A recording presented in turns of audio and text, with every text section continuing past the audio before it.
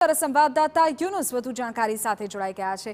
યુનુસ, જાણકારી મળી રહી છે કે એનઆઈના રાષ્ટ્રવ્યાપી દરોડા પડ્યા છે। રાજ્યમાં પણ અલગ અલગ શહેરોમાં એનઆઈએ અત્યારે એક્શન મોડમાં છે। કયા કયા સ્થળો પર તપાસ થઈ રહી છે અને તેની પાછળ કઈ કઈ મહત્વપૂર્ણ બાબતો અત્યારે જોડાયેલી છે?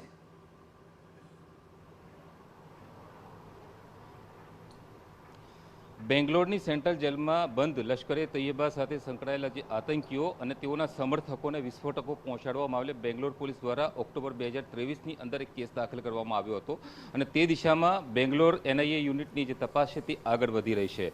આ સંદર્ભે ચાર્જશીટ પણ ફાઇલ કરી દેવામાં આવેલ છે, પરંતુ જે આની અંદર કી એક્યુઝ છે તે બંને ફરાર છે।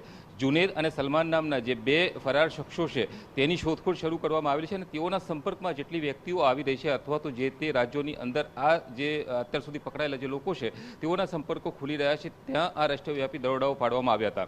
દેશના અલગ અલગ 7 રાજ્યોમાં સંખ્યાબંધ સ્થળોએ દરોડાઓ પાડવામાં આવ્યા હતા, પરંતુ અમદાવાદ અને મહેસાણાની અંદર જે બે વ્યક્તિઓને ત્યાં આ દરોડાઓ પાડવામાં આવ્યા છે તેના પરથી જે સૂત્રો તરફથી વિગતો મળી રહી છે તે મુજબ આ બે વ્યક્તિઓ છે તે વિદેશમાં મોકલવા માટે જે મુસાફરી કરતા લોકો છે તેઓની સાથે સંપર્કમાં હતા, એટલે કે જે વિઝા કન્સલ્ટન્ટ હોય અથવા તો એજન્ટો હોય તેઓની સાથે સંપર્કમાં હતા, તો તેઓને ત્યાં દરોડાઓ પાડવામાં આવ્યા છે। સૂત્રો તરફથી જે વિગતો મળી રહી છે તે મુજબ હ્યુમન ટ્રાફિકિંગનો એંગલ આવી રહ્યો છે।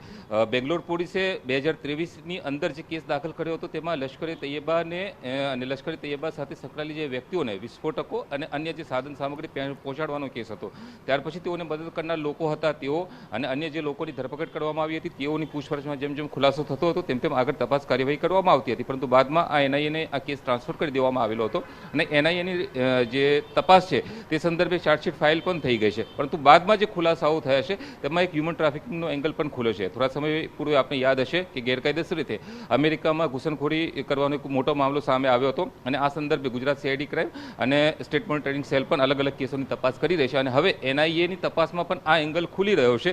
તેના પરથી લાગી રહ્યું છે આગામી દિવસોની અંદર જે વિદેશમાં ગેરકાયદેસર રીતે અલગ અલગ દેશોની અંદર મોકલીને ત્યાંથી પછી અમેરિકા મોકલવાનું જે ષડયંત્ર અલગ અલગ દિશાઓમાંથી ચાલી રહ્યા છે તેનો એક મોટો પર્દાફાશ થઈ શકે છે। આ કેસના સંદર્ભમાં જે સૂત્રો તરફથી વિગતો મળી રહેશે તે મુજબ અઝરબૈજાન થઈને ગેરકાયદેસર રીતે અમેરિકામાં ઘૂસણખોરીની એક લિંક એનઆઈએને મળી છે અને તે દિશામાં તપાસ કરવામાં આવી રહી છે।